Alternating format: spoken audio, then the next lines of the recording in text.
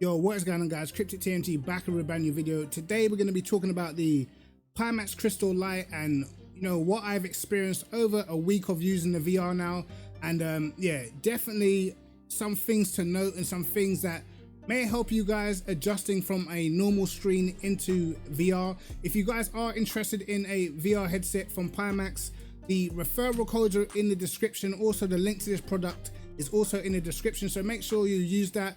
Jump on the code CrypticTMG and yeah, get your VR if that's what you are interested in. But other than that, guys, we're going to jump into my sort of thoughts and feelings and basically what you guys may experience while jumping on VR, things that you might need to get used to and change about your driving style and stuff like that. So yeah, let's get stuck into the video.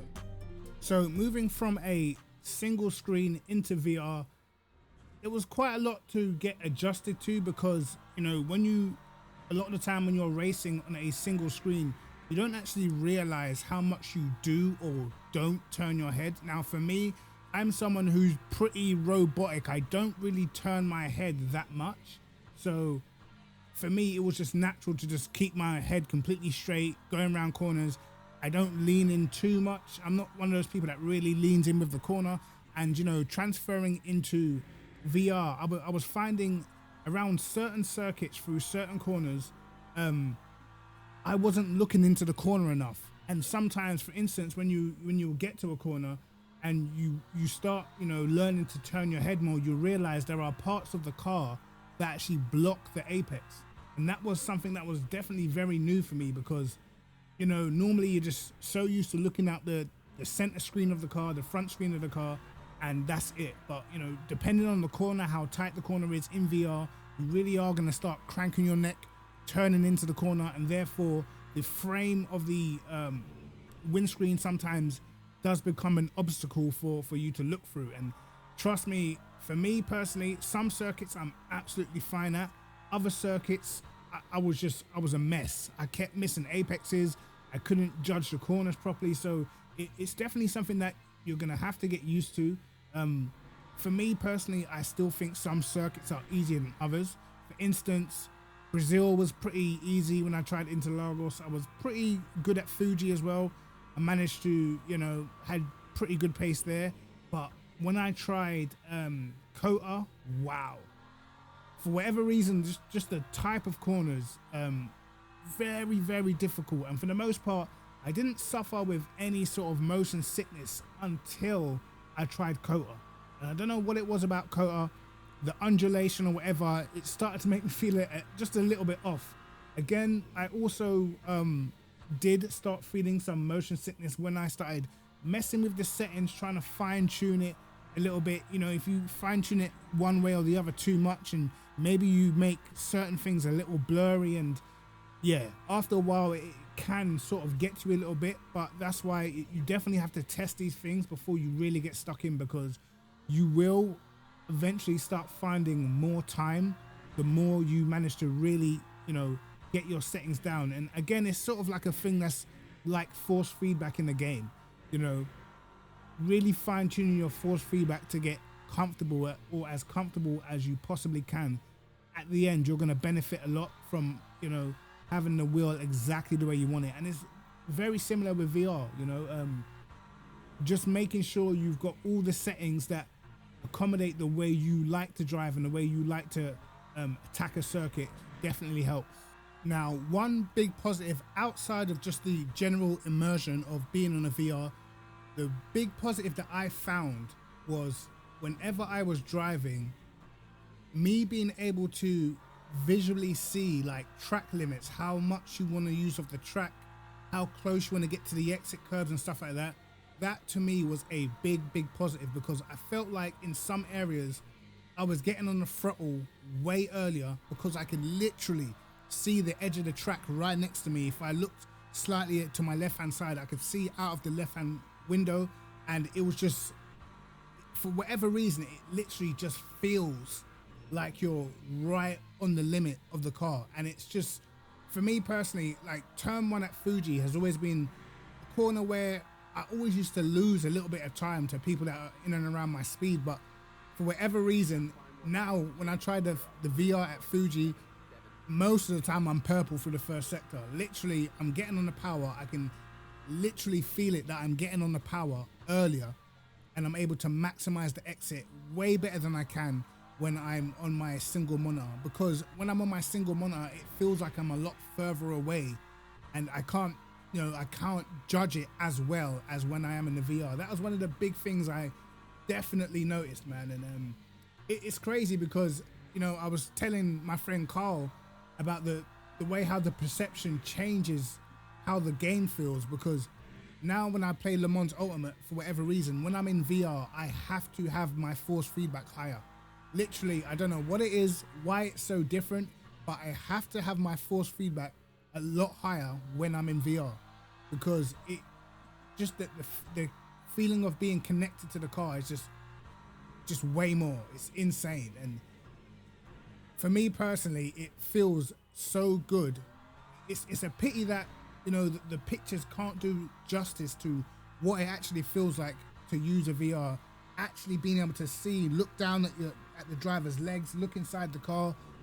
You have to mess with the settings, the real world scale, to get the car round about the size that you would like. What I personally do is I sit in the car, and then I imagine if I was in a real car and how far I would have to lean my hand forward to touch the dashboard, how far I would have to lean over to open the passenger door or something like that. That's how I judge the real world, and I get it spot on to the point where my in-game hands are visibly from my face the distance that my hands are when I'm actually on my rig. And that's pretty much how I judge the real world scale. You can get it wrong, you can make the car way too big or way too small, but for me it was just right. And again, for me it's a positive in the way it allows you to drive, it allows you to attack corners, and because you feel a lot closer to the road, your judgment is a lot better. What I will say is more difficult is being in and around cars. It's a lot harder, and this is where sometimes you may get a little bit of that woozy feeling, a little bit of that dizzy feeling sometimes, because particularly in Le Mans Ultimate, going through some corners, the game does tend to tilt a little bit. I do think you can turn it off, but sometimes it feels like it tilts and stuff like that. And I'm only running a 2080 graphics card, so my graphics card is not the best. So at some points I might get a little bit of lagging and stuff like that, and that's probably what causes me to feel, ooh, that felt a bit sort of like when you're in a real car and you drive over a hill and your stomach goes light, sort of like that sort of feeling. So there are things like that happen, but for the most part the experience is just insane. Like it feels so good to be in VR. Like you feel so connected, man. And I wish everyone could try it. I really do. I do wish everybody could try it, because it is well worth it for people like us who love this. We love this sim racing stuff, mate. It's insane. For instance, when I went to COTA, you get a much bigger appreciation to how steep turn 1 is, man. And literally, like at COTA, as you get to turn 1 and you look to your left, the gradient of how it drops away, it's crazy. Like we don't see it because we're on the game. It doesn't look that steep. In VR, it looks extremely steep. It's like, wow. The first time I tried COTA, I was like, yo, this is crazy how steep it actually is. And then also I tried Portimao, which is another one where it's like, wow. In VR, trust me, those tracks look amazing. It's like the experience is 10 times better than what it is just on a single monitor. Like you literally feel like this actually feels like a roller coaster, because the experience that these drivers must get in the real world is out of this world. I'm telling you, man, because the way how it looks in VR, it's like, wow. Like I didn't think it was that steep, but it is. But again, for me, I struggled quite a bit at COTA. For whatever reason, it was quite hard for me to hit the apexes in VR compared to some of the other tracks. It might be because a lot of the corners are quite tight, and as I said, there's parts of the car that sort of block the apex when you're trying to look into the corner. But it's something that I would have to improve on, because I wasn't looking into the corner enough. Sometimes I was just still keeping my head pretty straight, because that's just what I was used to. But I think to get really quick on the VR, you would definitely have to get in that neck movement, and just, you know, being more acclimatized to how you would drive in real life. You know, when you're going around the corner, you kind of look where you're going.